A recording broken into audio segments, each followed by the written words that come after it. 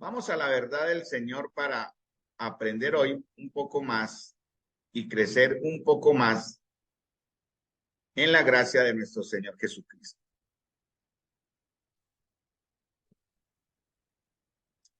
Vamos a empezar con una palabra de oración, hermanos, que es lo correcto cada vez que el pueblo de Dios se reúne. Primero la oración, hermanos, para pedirle al Señor su sabiduría, porque si no podemos terminar interpretando la palabra del Señor y eso es muy delicado a nuestro propio acomodo, según nuestros propios deseos, e interpretando la escritura de Dios como me conviene. Y esto hay que tener, como dije ahora, mucho cuidado, porque al hacerlo de esta manera, vamos a estar en verdad como cumpliendo la advertencia del Señor que dice en Apocalipsis 22, que todo aquel que le añadiere o le quitare a la palabra de esta profecía, juicio de Dios vendrá en cierta manera.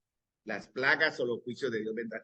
Por eso la escritura, hermanos, hay que acercarnos con mucho respeto, porque mis amados hermanos, no alcanzará esta eternidad ni todas las eternidades para comprender a cabalidad el pensamiento de Dios que nosotros tenemos ahora en la misma Biblia o en la palabra de Dios. Les invito entonces, mis queridos hermanos, a que vayamos a Marcos capítulo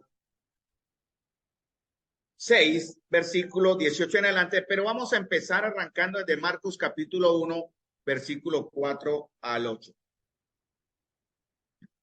Padre Celestial, Señor, te damos las gracias por esta oportunidad que tenemos, Señor, de poder, Señor amado, conocerte en tu verdad. Te ruego, Señor, nos guíes ahora, que todo en verdad, siendo para tu gloria, te ruego, Señor amado, que tú estés dirigiendo estos pensamientos y que tu palabra tenga lugar en nuestros corazones para arrepentimiento y salvación. Te lo pido en el nombre de nuestro Señor Jesús. Amén. Vamos entonces a Marcos capítulo 1, versículo 4 al 8, para comenzar como introducción a lo que vamos a ver hoy. Y quisiera preguntarles, ¿cuántas religiones hay? Actualmente hay más de 60,000, dicen algunos estudios, sectas o derivaciones del cristianismo. Pero ¿cuántas religiones hay? Yo preguntara. Algunos dirían, bueno, conocemos la religión musulmana, la religión hindú, la religión X, la religión Y, ¿cierto? La religión católica, podríamos decir también. Pero mis queridos hermanos, por la palabra del Señor solo hay dos religiones. En verdad, solo hay dos. La religión de la gracia y la religión de las obras. ¿En cuál está usted en esta mañana, en esta noche, mejor dicho, perdón, en esta noche, en cuál está usted viviendo? Entonces vamos a tratar de entender algo de lo que el Señor habla sobre estar en la religión, usando el término de la gracia, ¿no?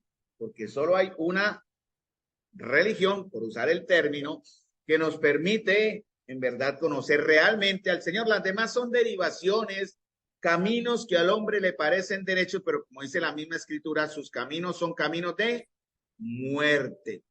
Y vamos a aclarar, o más bien referente a lo que vamos a ver hoy, un término que se ha malinterpretado mucho, porque de esta manera Juan comienza su ministerio. Ya vamos a comenzar a hablar algo del ministerio de Juan. En el estudio que estamos llevando, que estoy llevando sobre Juan, me dolió mucho, en realidad me impactó mucho cuando llegué al tema donde él dudó. Juan dudó, de tal manera en sus sufrimientos dudó. Y eso me hizo recapacitar bastante, no porque Juan no estuviese seguro, no sabemos qué fue lo que sucedió, pero Juan estando en prisión manda a sus discípulos a preguntarle a Jesús, ¿es usted verdaderamente el que había de venir? Hermanos, porque en el ministerio, en el servicio que presentamos al Señor vendrán las dudas. Y no solamente vendrán dudas, vendrán luchas. Y no solamente vendrán luchas, usemos el término también derrotas. Y no solamente vendrán derrotas, sino también abandono. Muchos abandonan la fe, muchos se derrotan o caen derrotados, perdón, en el camino hacia el servicio y a la fe, otros dudan. Pero yo creo que la clave está en entender algunas palabras que el Señor nos ha dejado en la palabra de Dios, valga la redundancia, en la Biblia, para nuestra propia edificación y fe. Me explico. Vamos a rápidamente a repasar de lo que vimos el jueves anterior. Como estamos viendo el punto donde Juan Bautista fue apartado para un propósito y un ministerio por el Señor. Y la iglesia en su paralelo representa lo mismo. La iglesia del Señor, según Efesios 1, versículo 1 hasta el 10, fue también preparada desde antes de la fundación del mundo en los planes de Dios. El plan de Dios era reunir a un grupo de personas bajo ciertas condiciones y él las apartaría del mundo para que fuesen para él un pueblo santo, o sea, otro pueblo. Y eso tiene que ver también en nuestra relación con Israel. No creo que lo mencione hoy, no va a alcanzar, pero sí deberíamos en un momentico como introducción o como aprendizaje, cuál es nuestra posición como asamblea bajo la escritura en el aspecto de nuestro trato con Israel. Pero lo veremos más adelante para no separarnos del tema principal. Muy bien, entonces Juan el Bautista fue escogido porque él era el medio, el intermedio que el Señor usó, un odre nuevo con un mensaje nuevo, un vino nuevo que transformaría el mundo. Él fue el medio entre el Antiguo y Nuevo Testamento. Después de 400 años sin profecía y sin palabra, llegó el último de los profetas llamado Juan el Bautista.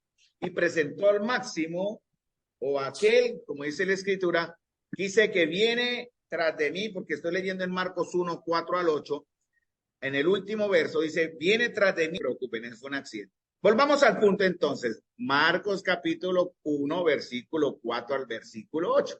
Y vamos a ver solamente esta primera frase del verso Marcos 1, 4. La primera parte. Bautizaba Juan en el desierto y predicaba el bautismo de arrepentimiento para perdón de pecados. ¿Listo? Entonces, recordemos el plan. No olvidemos, no perdamos de vista el plan de Dios para nosotros, que está correlacionado con el plan de Dios para Juan. Juan es el que nos enseña. Entonces, llegamos al punto en en Lucas capítulo 1, versículo 80, que el niño crecía, ¿verdad?, en espíritu y se alejó hacia los desiertos, en el desierto donde él fue preparado. Y añadimos ahí un término más para perfeccionar o mejorar lo que estamos aprendiendo, que el niño crecía y se fortalecía en espíritu y con mucho respeto para dar la enseñanza completa, también aprendiendo lo que significa ser fortalecido en el espíritu. Una cosa tiene que ver con su madurez personal y la otra tiene que ver con su madurez en Cristo, llamémoslo así. Entonces, ¿cómo saber que andamos en el espíritu? Lo vimos el jueves anterior.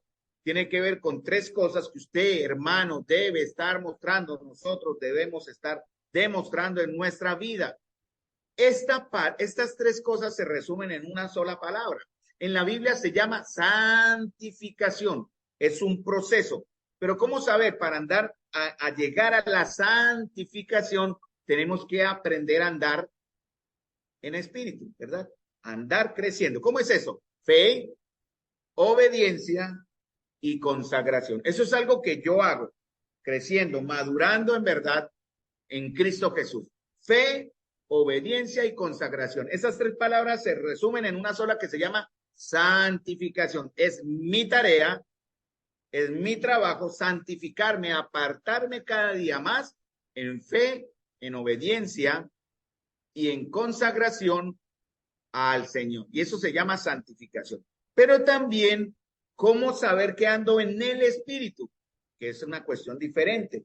Y hay varias características. Primero, entendiendo nuestra condición y nuestra necesidad, que solo el Señor puede mostrar por medio de su Espíritu. También viviendo en una verdadera adoración y sirviendo en señorío. Eso es lo que el Señor espera de su pueblo. Adorando al Señor correctamente, como el Señor enseña en su palabra, y sirviéndole en un señorío, mostrando el fruto del Espíritu Santo. Eso está en Gálatas también como fruto del Espíritu. Y andar conforme a ese Espíritu. Gálatas 5:16 también lo dice, ¿no? Anden en el Espíritu, no satisfagan el deseo de la carne. También cómo saber que ando en el Espíritu cuando estamos siendo renovados y edificados. Quiere decir que nuestra vida muestra un proceso de crecimiento. Si usted después de 10 años, de 20 años, de años que quiera usted colocarle, mi amado hermano, aún está viviendo bajo los primeros rudimentos de la fe, algo falló en su crecimiento. O le faltó a usted en verdad que fuese preparado más, como que fuese enseñado más o simplemente usted no está recibiendo lo que el Señor tiene para su propio crecimiento. Mire cada uno cómo sobreedifica, dice en 1 Corintios capítulo 3. Y la perseverancia.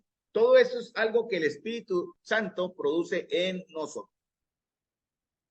También vimos que Juan fue llevado al desierto. El desierto tiene varios significados. El desierto es romper con algo en realidad. Juan fue sacado. Por eso yo comencé el estudio con la introducción de esta pregunta: ¿cuántas religiones hay? Porque Juan fue criado en una religión de leyes, ¿verdad? En una religión de fanatismo, en una religión en verdad que no era la fe o no era la enseñanza de la gracia que más adelante aquel que él mostraría como el Cordero de Dios predicaría. Estamos hablando del Señor Jesús.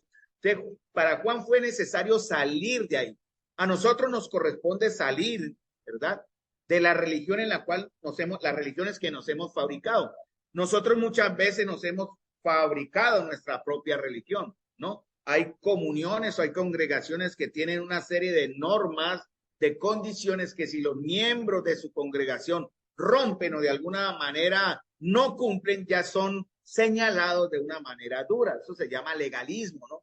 Entonces, por eso Juan fue necesario sacarlo de ese legalismo religioso en el cual estaba, para darle a él un nuevo vino, en este caso, lo que vamos a ver ahorita en Juan bautizado en el desierto y predicaba el bautismo de arrepentimiento, esa frase, para perdón de pecado. Entonces, el desierto es un lugar de prueba y de preparación. Entonces, nosotros, usando el ejemplo del desierto, como congregación debemos aprender a prepararnos, ¿no? Y debemos ser probados. En el ministerio, hermanos, en el servicio, la fe debe ser probada.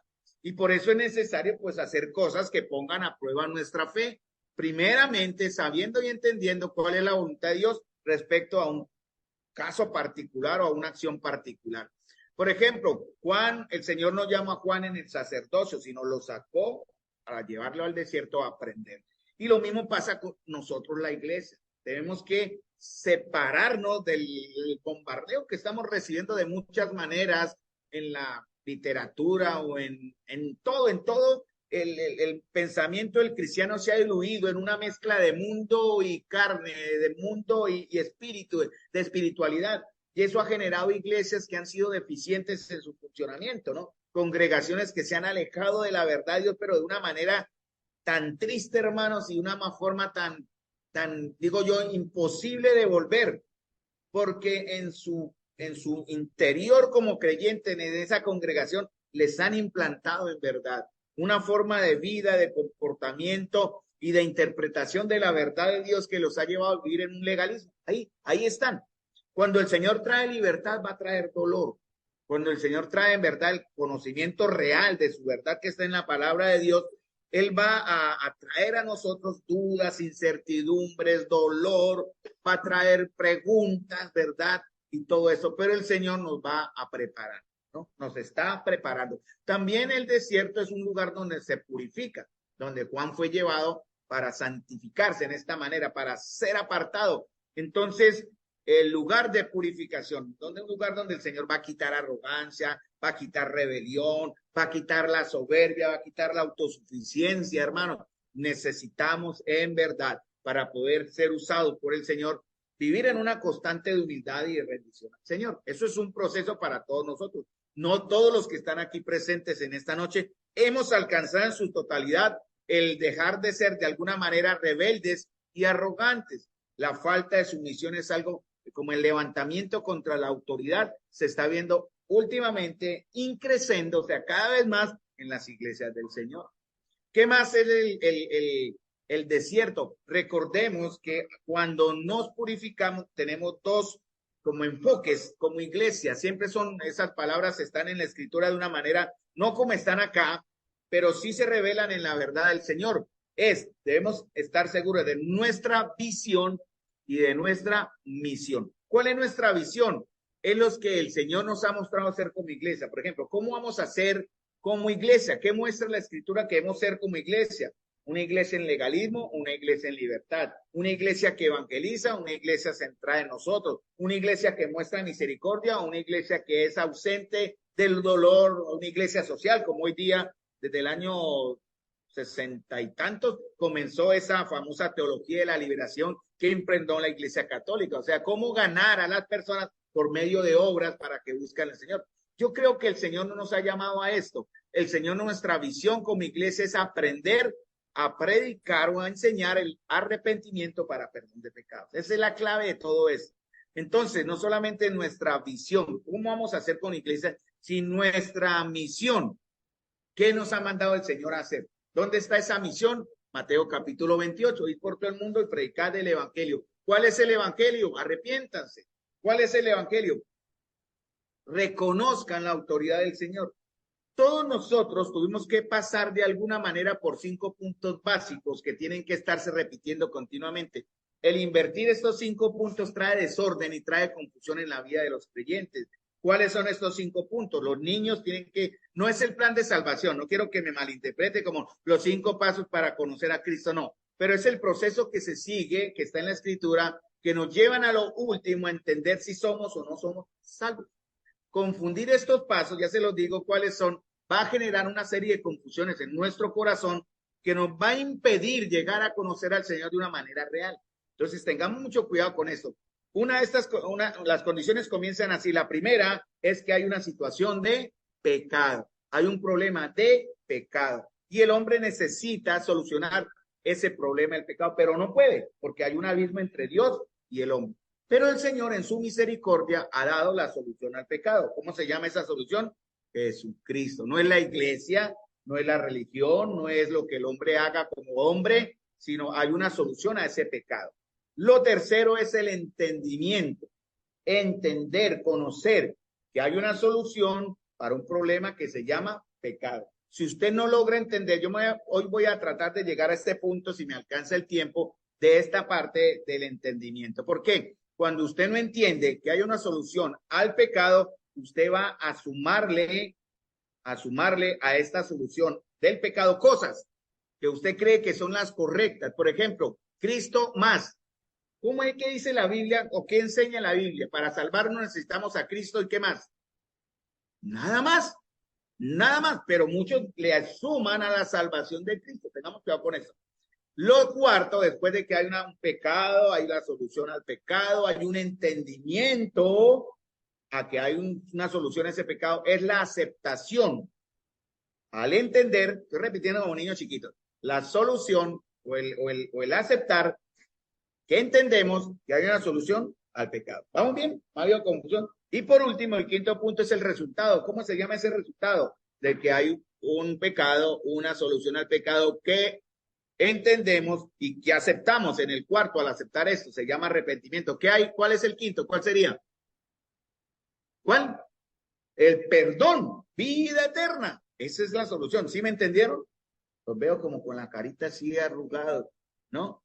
Hay un problema de pecado, hay una solución de Dios para el pecado, hay un entendimiento que viene de Dios, quiero aclarar, donde yo comprendo que hay una solución al pecado. Tercero, hay una aceptación que viene de Dios, de que yo entiendo de que Dios tiene la solución a un pecado. Y por último, al cumplir estas condiciones, tengo vida eterna. Cambiarlo va a generar confusión. ¿Por qué me refiero a esto?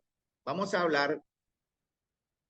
Bueno, voy a mencionar el último que me falta aquí, en verdad, separación del mundo. Solo estaba mencionando el caso de los desiertos. Prueba y preparación, purificación, encuentro con Dios es el tercero y el cuarto sería separación del mundo. Hay una profecía en Ageo, creo que sí, Ageo capítulo 2, que tiene que ver con la iglesia. Lo menciono solo porque el tiempo me va a corretear. Bueno, ese reloj está corrido 6 minutos, así que voy confiado. Tranquilo.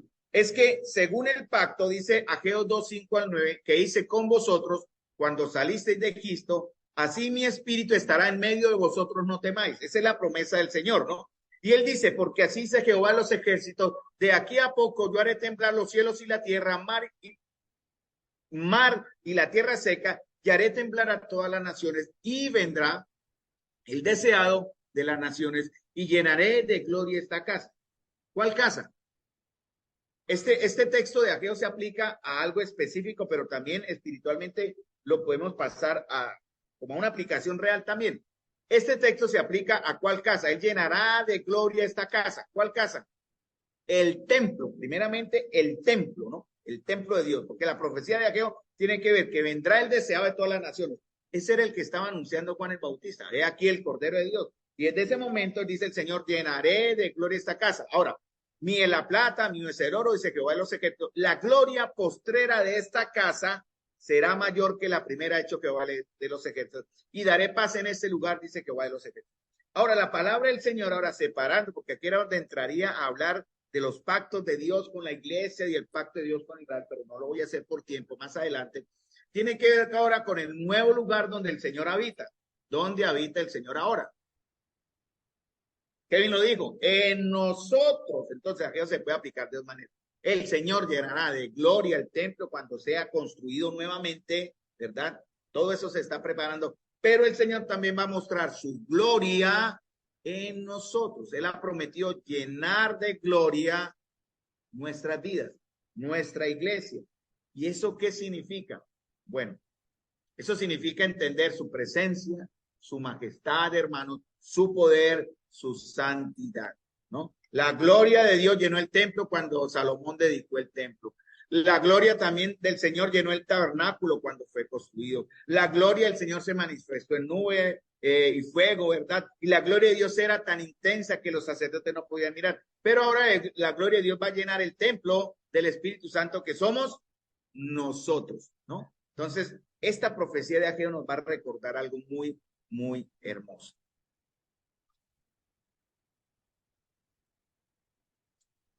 Como Juan, hermanos, vamos a 1 Corintios 1:30. Entonces, Juan vino para dar testimonio de la luz, dice, a fin de que todos creyesen por él. No era él la luz, sino para que diese testimonio de la luz. Entonces, hermanos, piensen una cosa y les voy a recordar aquí porque voy a entrar a un tema que para mí no es delicado. Yo no tengo confusión al respecto y espero que ustedes no tengan confusión con respecto a este tema porque tiene que ver con la primera parte de lo que dice en Marcos capítulo 1, versículo 4. Bautizaba Juan en el desierto y predicaba el bautismo de arrepentimiento para perdón de los pecados. Vamos a hablar hoy del arrepentimiento un poquitico, porque es interesante. Debemos entender, hermanos, qué significa el arrepentimiento para poderlo enseñar, ¿cierto? Si usted no lo entiende o no lo vive o lo ha cambiado, le ha sumado, digamos así, va a haber una confusión tremenda en usted y va a ser un problema para su vida. Entonces, como Juan, la iglesia del Señor debe entonces estudiar, trabajar, perseverar y reformar. La iglesia del Señor está llamada para eso. Por eso el Señor en su tiempo permitió en los años 1500 lo que empezó como se conoció después como la Gran Reforma, ¿no? Esa reforma venía de mucho tiempo atrás. Ya habían grupos minúsculos de muchos cristianos que empezaron como nosotros a salir de la religión oficial, en este caso el catolicismo, y a escondidamente, porque eso era prohibido y causa de muerte, a volver a la sencillez de las escrituras, ¿no? A como el Señor empezó la iglesia gloriosa en Hechos capítulo 2. Desafortunadamente la iglesia había caído en una trampa, porque la iglesia se llenó de miles o millones, llamémoslo así, de personas que nunca pasaron por el proceso del arrepentimiento. Y al no entender el proceso del arrepentimiento, sus vidas obviamente no mostraron los cambios que el arrepentimiento exige. Vamos a aclarar aquí. 1 Corintios capítulo 1, versículo 30, nos habla de lo mismo que yo dije en los 5 puntos, ¿verdad? 1 Corintios 1:30, los mismos 5 puntos en cierta manera, pero con la Biblia. Dice 1 Corintios 1:30, más por él estáis vosotros en Cristo Jesús, el cual ha sido hecho por Dios como sabiduría. ¿Qué significa la sabiduría? La palabra sabiduría se llama Sofía, o el nombre de sabiduría es Sofía. Si alguien le pone a su hija Sofía, ese término significa sabiduría. Y la sabiduría es conocer, porque Cristo es la fuente de toda sabiduría, de la verdadera sabiduría que nos va a revelar el plan y el propósito de Dios para nuestra vida. Hay que conocer el propósito de Dios de manera correcta, o sea, que hay un problema de pecado. Y esa sabiduría nos lleva a conocer a Cristo Jesús. Después de que Cristo Jesús obra para dar solución al pecado, Él justifica. Eso es lo que dice en 1 Corintios 1:30, ¿no? Mas por él estáis vosotros en Cristo Jesús, el cual nos ha sido dado, ha sido hecho, perdón, por Dios, sabiduría, justificación, ¿qué significa justificar? ¿Qué significa declarar ya saldada la deuda, ¿no? Justificado, ya el sello ha sido puesto. ¿Y cómo significa, dicen Romanos, justificados gratuitamente? ¿Cierto? Dicen Efesios también, justificados gratuitamente por su gracia. Algo interesante es que esta palabra gratuitamente en el original griego también significa sin causa. ¿Qué motivó a Dios para justificarnos? En realidad, nada. Al ver la obra de Jesús que pagó, él declaró al hombre que cree en Jesús justo. Pero es todo esto, quiero recordarles, hermano, es obra soberana del Señor. Quiero siempre recalcar ese aspecto porque a veces nosotros pensamos que somos o que le hemos sido partícipes de la salvación de Dios en algunas maneras, y eso es una mentira del diablo, porque eso lleva a que muchas personas se autojustifiquen pensando que ayudaron al Señor en darnos la salvación que ahora tenemos. ¿Qué más? Dice, más por él estáis vosotros en Cristo Jesús, el cual nos ha sido hecho por Dios sabiduría, justificación, santificación. Es el proceso donde Dios toma parte activa en la medida en que nosotros nos sometemos a él. Eso es una tarea, hermanos, es nuestro trabajo. Si usted no se está santificando como el Señor ordena, hay un problema en su fe. Tenga mucho cuidado. Y por último, redención. ¿Qué es la redención? La redención es algo que veremos. En realidad, todo este aspecto se llama salvación. Todo lo que vemos en 1 Corintios 1:30 es salvación. Pero ¿qué es redención? El pago efectivo. ¿Dónde veremos el pago efectivo para nuestra salvación? En la gloria. Por eso dicen Romanos que la naturaleza y el hombre en realidad espera la redención prometida, ¿cierto? Bueno, voy a hacerles una pregunta, pues si me responden cortico, más mejor, pero ¿esta frase será correcta? ¿Hay 3 salvaciones o una salvación? Hay una salvación solamente. ¿Dónde fue efectuada esa salvación? ¿Cierto? Entonces, voy a aclarar algo porque algunos han metido más salvaciones donde no existen salvaciones por una mala interpretación de la verdad. Si usted no va a la escritura de Dios, a la verdad de Dios, hay un enredo aquí que les va a generar muchas dudas. Yo no digo que usted se pierda, pero al no ir a la fuente, usted va a generar en su corazón una serie de dudas que pueden ser y son dañinas para su fe. ¿Cuántas salvaciones hay? Una salvación, pero esa salvación se muestra o se manifiesta en 3 procesos. Una salvación pasada. ¿Dónde fue realizada esa salvación? Hebreos 9:28. Así también Cristo fue ofrecido una sola vez para llevar los pecados de muchos y aparecerá por segunda vez en relación con el pecado para salvar a los que en él esperan. Entonces, una salvación que se realizó en el pasado. No estoy separando, quiero que me aclarar eso. Y esa salvación que se realizó en el pasado tiene un efecto en el presente. ¿Me están entendiendo? Efecto en el... de otro verso que tenía aquí también sobre la salvación pasada. En esto se mostró el amor de Dios para con nosotros. Estoy leyendo en 1 Juan 4, 9, 10. En que Dios envió a su Hijo unigénito al mundo para que vivamos por él. En esto consiste el amor. No en que nosotros hayamos amado a Dios, sino que él nos amó a nosotros y envió a su Hijo en propiciación por nuestros pecados. Esto tiene que ver con un hecho que Cristo realizó en la cruz del Calvario. Perdón. Primera de Juan 4, 9, 10. Y el primero fue Hebreos 9, 28. Una salvación que es un solo paquete, pero se manifestó en la cruz del Calvario. ¿Estamos de acuerdo? Ahora, el segundo aspecto de nuestra salvación, que es un todo. Por eso en Hebreos dice, preocúpense de vuestra salvación con temor y temblor, no porque se pierda, sino porque tenemos una tarea ahora y esa santificación presente debe mostrarse en un aspecto que se llama, dije la palabra, esa salvación presente debe mostrarse en un aspecto que se llama santificación. ¿Sí me entienden hasta ahora? Santificación. Bueno, segunda de Pedro 1, 5, 10. Ahí está. Por esta misma razón, lo tengo en una traducción bien, pero lo voy a leer.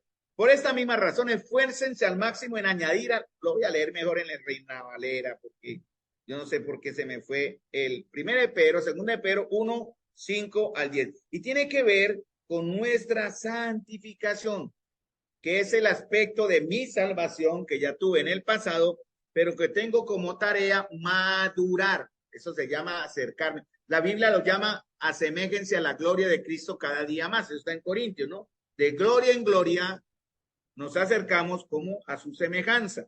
Entonces, segunda de Pedro 1, 5 al 10 dice, poniendo toda diligencia, por esto mismo añadida a vuestra fe.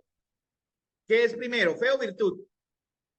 Fe, ¿no? Te añadan a la fe que viene de Dios, recuerden, añadenle virtud, a la virtud conocimiento, al conocimiento dominio propio, al dominio propio paciencia, a la paciencia piedad, a la piedad afecto fraternal y al afecto fraternal amor. Y dice el verso 8, porque si estas cosas están en vosotros, porque si lo vemos de manera negativa sería, porque si estas cosas no están en ustedes, ¿cierto? Dice, y abundan, no dejarán estar ociosos ni sin fruto en cuanto al conocimiento de nuestro Señor Jesucristo.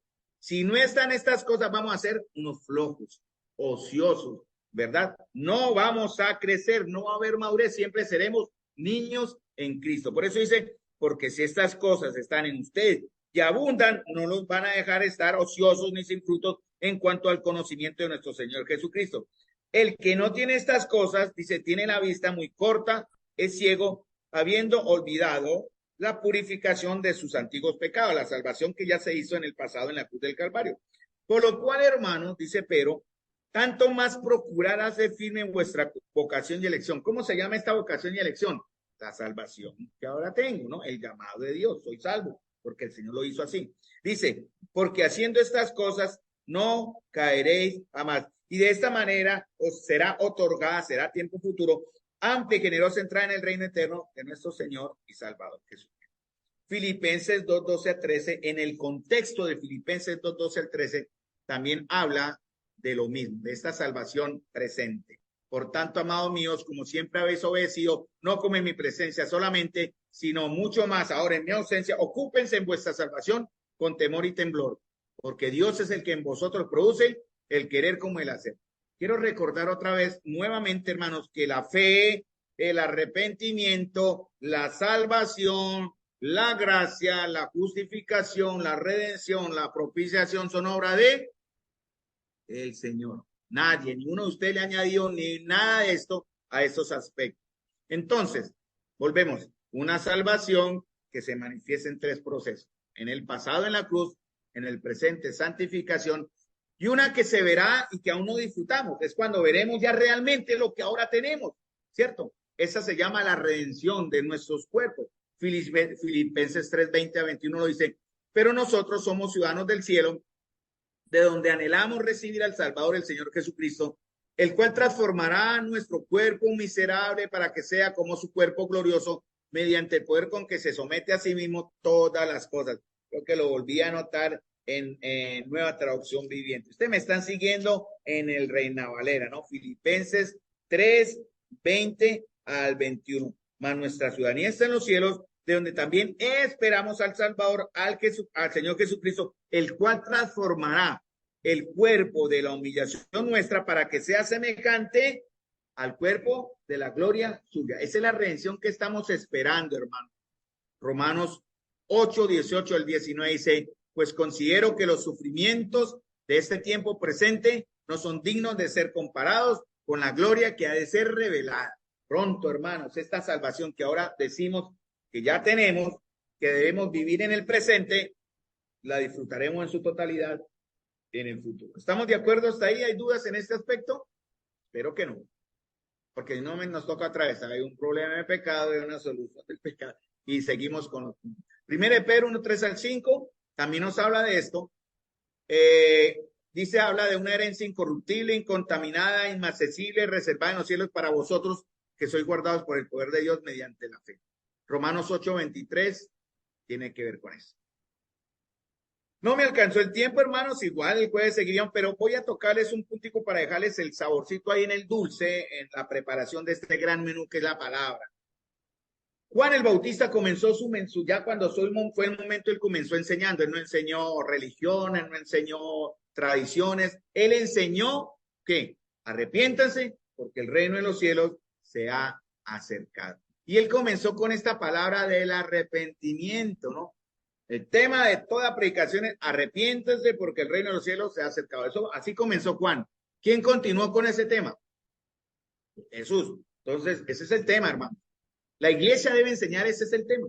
No hablar de prosperidad, no hablar de, bueno, de todos los subtemas que puedan salir, que puedan como desviar la atención. Hay temas, hermanos, que están en el gris. Ni son blancos ni son negros. Si usted los quiere creer, créalos. Está bien.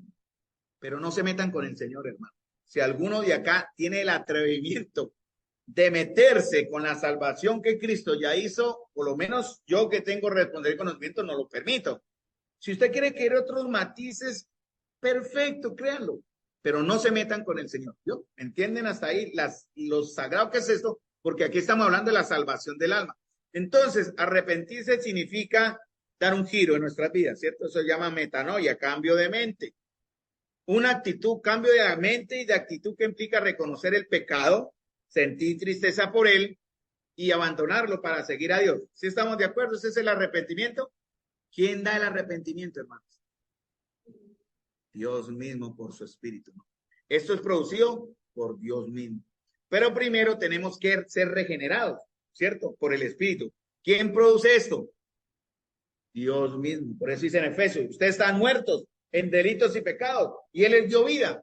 ¿Acaso alguno de ustedes en un momento siendo muertos, miserables, como éramos, apartados de la gloria de Dios en condenación, podredumbre total, dijimos, no, hoy soy salvo y voy a buscar del Señor?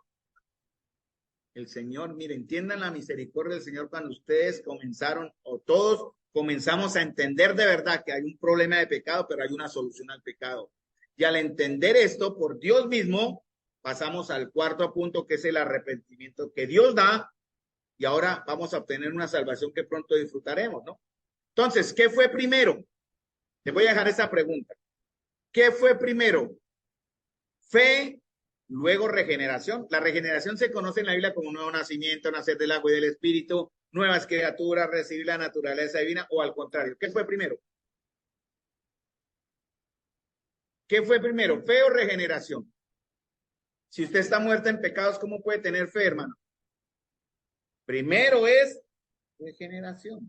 Efesios 2. Para entonces, perdón, quiero aclararles para que la hermana que digo no se me confunda porque no hay confusión. Esto es un paquete y estos puntos que vamos a ver que son tan, todo en un paquete que es uno solo, si me entienden. Todo viene lo mismo, pero vamos a hacer la diferenciación. Viene primero regeneración, ¿cierto? Muchos textos en el Antiguo y Nuevo Testamento lo demuestran así. Eso fue enseñado por Cristo. La generación va primero que la fe. No creemos para nacer de nuevo, ¿cierto? Sino que creemos porque hemos nacido de nuevo. ¿De quién es esto? Obra de Dios.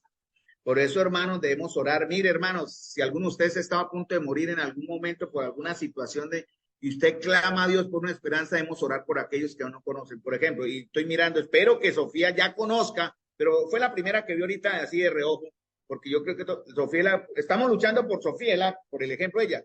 Tenemos que orar para que ella entienda que Dios está produciendo en ella un conocimiento, lo que ella recibe para salvación.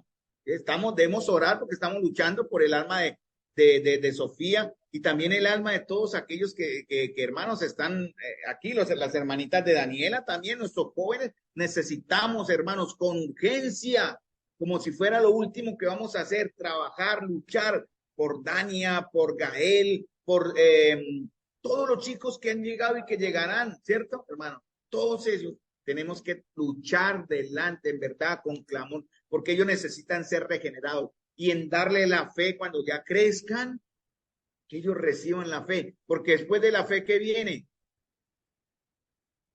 El arrepentimiento, muy bien, ¿cierto? Y después del arrepentimiento, ¿qué viene? Que sane el arrepentimiento, pero después del arrepentimiento, ¿qué viene? El otro punto de nuestra santificación, porque esto es un paquete, ¿no? Entonces, el orden de la salvación es así: regeneración, fe, arrepentimiento y santificación. ¿Cuál es la santificación? Lo que ustedes están hoy recibiendo en este momento. La regeneración nos capacita para creer en el evangelio, se llama fe. por gracia, soy salvo por medio de la fe, y eso no es de ustedes, pues eso es un regalo de Dios, y no es por obras, para que nadie. Luego viene el arrepentimiento de nuestros pecados, que viene, ¿según quién? ¿Quién lo da? Dios mismo. Hechos 20:21, testificando judíos y gentiles acerca del arrepentimiento para con Dios y de la fe de nuestro Señor Jesucristo. Hechos 11:18 dice, entonces oídas estas cosas, callaron y glorificaron a Dios diciendo, de manera que también a los gentiles ha dado Dios arrepentimiento para vida. Segunda Timoteo 2:25, que con mansedumbre corrija a los que se oponen, por si quizás Dios les conceda que se arrepientan para conocer la verdad. Romanos 2:4, hermanos, o menosprezáis las riquezas de su benignidad, paciencia y longanimidad, ignorando que su benignidad te guía al arrepentimiento. Entonces, hermanos, el arrepentimiento es necesario también para recibir el perdón de Dios y la salvación, pero la obra de gracia del Señor, el arrepentimiento lo da también el Señor. Entonces, ¿qué recibimos del Señor, hermano? Todo. Algunos han confundido la santificación con la salvación del alma. Cuidado con eso. Y es una confusión de términos, no del concepto primario, es igual. Cuando usamos el término santificación, estamos hablando de la salvación que mostramos ahora de nuestras almas, que ya fue realizado en el pasado en la cruz, pero que se mostrará en el futuro cuando seamos transformados. ¿Cierto? No son tres salvaciones, ¿no? Porque algunos pueden pensar que el espíritu se salvó y después hay que salvar el alma. Cuidado con eso, hermano. Cuidado con eso, que es una confusión antidoctrinal. El espíritu, dice 1 Tesalonicenses, y todo vuestro ser, ¿qué? Espíritu, alma y cuerpo sea guardado como irreprensible. Cuando usted muera, su cuerpo va a la tierra, su espíritu vuelve a Dios y su alma regenerada, ¿a dónde va?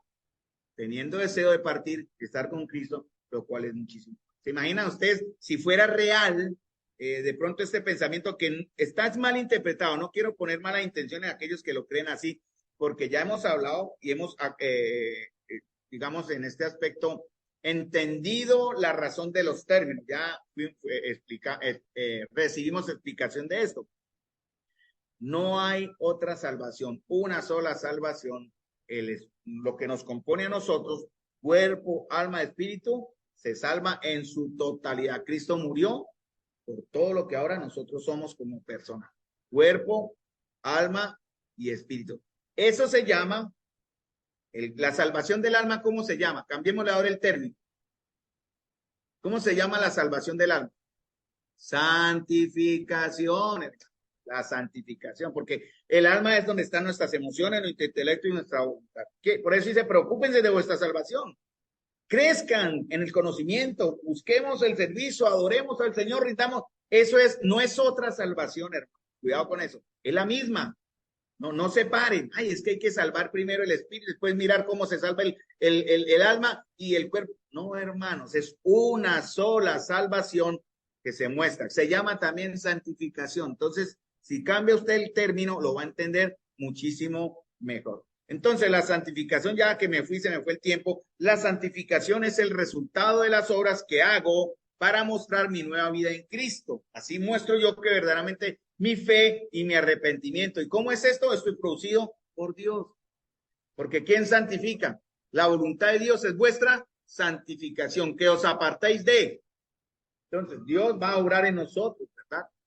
Cuando muera Carlos, mi cuerpecito estará en la tierra donde el Señor me llame a su presencia, pero yo estaré gozando, porque el Espíritu, según Eclesiastés 12, y lo voy a leer ya porque se me vino a la mente y por algo el Señor me lo puso aquí, Eclesiastés capítulo 12, para entender, pero si hay confusiones no se asusten, yo les vuelvo a explicar más claramente, es que mis deditos acá, listo, a Eclesiastés capítulo, creo que, perdón, capítulo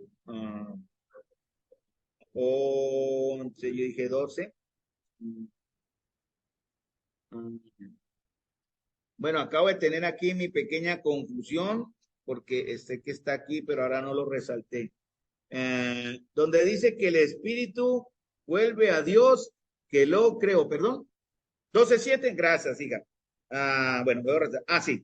Y el polvo vuelve a la tierra como era, y el espíritu vuelve a Dios que lo dio. Vanidad de vanidad, dijo el predicar, esto todo es vanidad. Pero no se habla del espíritu que ahora tenemos, porque algunos confunden, mezclan espíritu y alma, y eso es, toca mirarlo como uno solo. Es el espíritu de vida, antes cuerpo, el espíritu de vida, y mi alma espíritu, llamémoslo así para que ustedes me entiendan. Todos fuimos salvos. Hermanos, esto lo hago porque para poder entender lo que Juan enseñó, es necesario entonces, hermanos míos, que comprendamos el término correcto. Vamos a dejar acá hasta el próximo jueves y volvemos a retomar si es necesario para explicar con más calma, porque el tiempo en verdad no me ayudó hoy por esto mismo. Entonces, mis amados hermanos, yo le voy a pedir el favor que me digan las peticiones de oración